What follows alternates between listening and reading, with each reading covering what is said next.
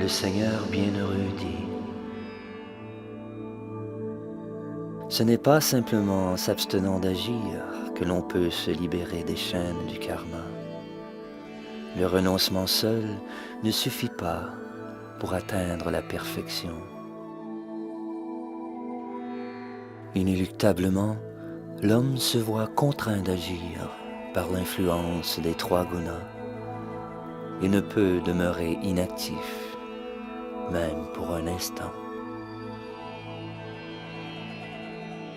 Celui qui retient ses sens et ses organes d'action, mais dont le mental s'attache encore aux objets des sens, se berce certes d'illusions et n'est qu'un simulateur. Celui, ô Arjuna, qui discipline ses sens en maîtrisant son mental et qui, sans attachement, engage ses organes d'action en des actes de dévotion, lui est de beaucoup supérieur.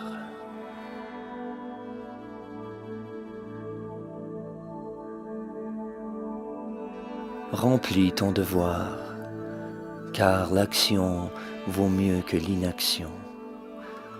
Sans agir, l'homme est incapable de veiller à ses plus simples besoins. Mais l'action, il convient de l'offrir en sacrifice à Vishnu, de peur qu'elle enchaîne son auteur au monde matériel. Aussi, ô fils de Kunti, remplis ton devoir afin de lui plaire, et à jamais tu seras libéré des chaînes de la matière.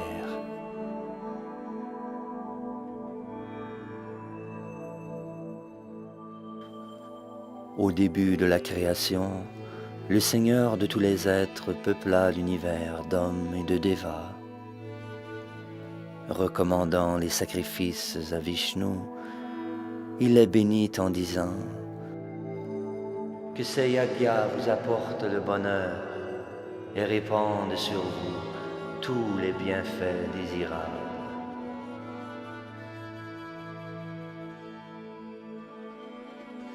Satisfaits par ces yagyas, les devas ne manquent pas de pourvoir à tous les besoins de l'homme,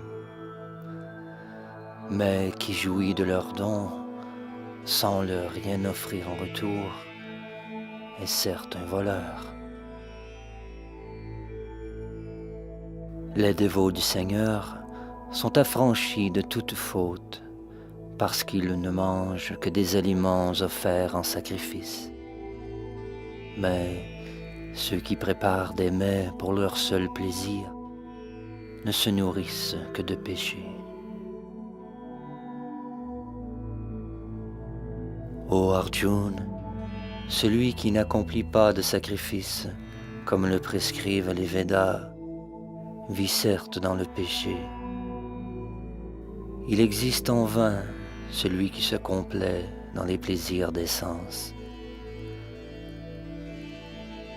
Cependant, il n'est point de devoir pour l'être éclairé sur le moi véritable, qui, parfaitement comblé, ne se réjouit et n'est satisfait qu'en lui.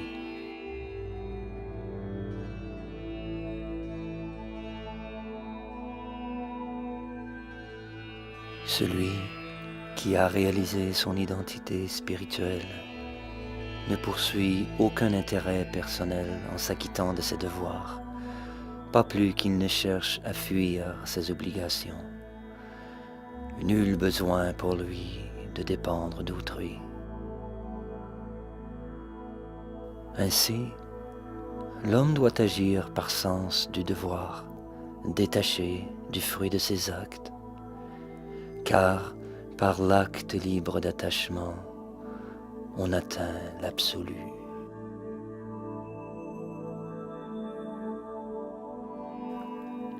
Même des rois comme Janaka et d'autres atteignirent la perfection par l'accomplissement du devoir. Assume donc ta tâche, ne serait-ce que pour l'édification du peuple. Quoi que fasse un grand homme, La masse des gens marche toujours sur ses traces. Le monde entier suit la norme qu'il établit par son exemple. Ô fils de Brita, il n'est dans les trois mondes aucun devoir qu'il me faille accomplir. Je n'ai besoin de rien, je ne désire rien non plus. Et pourtant, je me prête à l'action. Car si je n'agissais pas au parta, tous les hommes suivraient certes la voie qu'ainsi j'aurais tracée.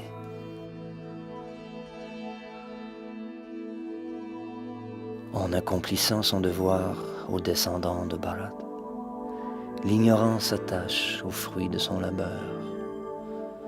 L'homme éclairé agit lui aussi, mais sans attachement, dans le seul but de guider le peuple sur la voie juste.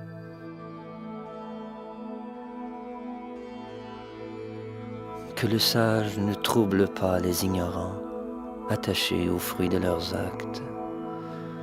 Ils ne doivent pas être encouragés à l'inaction, mais plutôt à imprégner chacun de leurs actes d'amour et de dévotion. Sous l'influence des trois gunas, l'âme égarée par le faux ego croit être l'auteur de ses actes, alors qu'en réalité, ils sont accomplis par la nature. Dérouté par les trois gunas, l'ignorance s'absorbe dans des activités matérielles auxquelles il s'attache.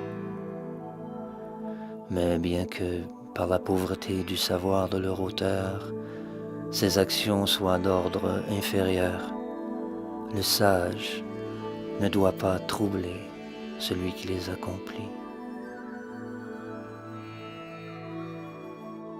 Aussi, me consacrant toutes tes actions, absorbant tes pensées en moi, libre de toute indolence, de tout égoïsme et de toute motivation personnelle, combat ô Arjuna.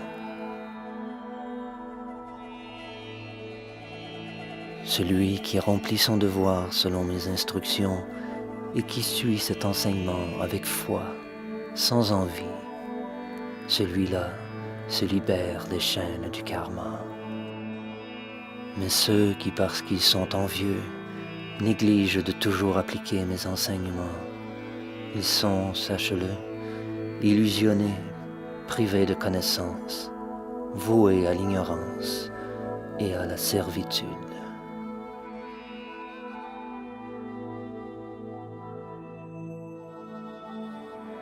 Même le sage agit selon sa nature propre, car il en est ainsi de tous les êtres. À quoi bon refouler cette nature?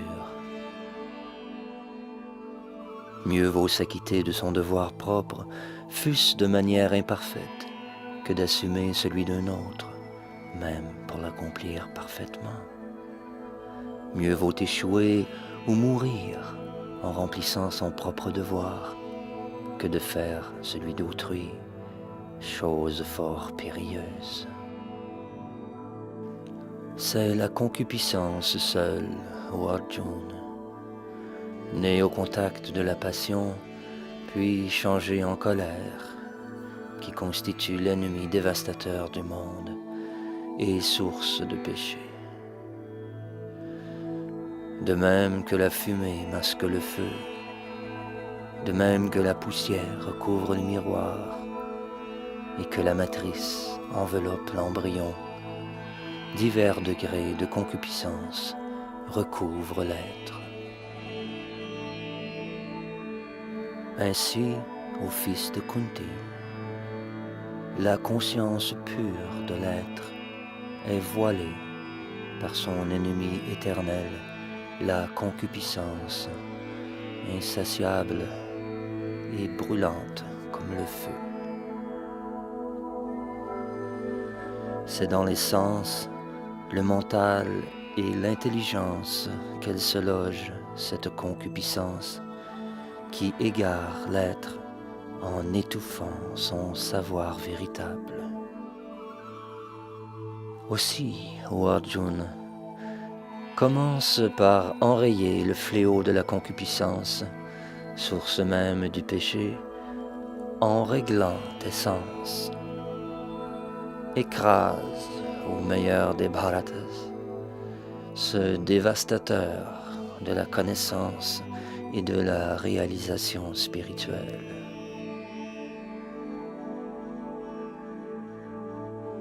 Les sens prévalent sur la matière inerte, mais supérieur au sens est le mental, et l'intelligence surpasse le mental.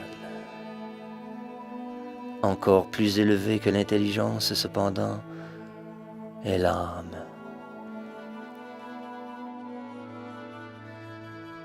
Te sachant ainsi au-delà des sens, du mental et de l'intelligence matérielle, maîtrise ta nature inférieure par le savoir spirituel, ô Arjuna, au bras puissant, et conquiert cet ennemi insatiable, la concupiscence.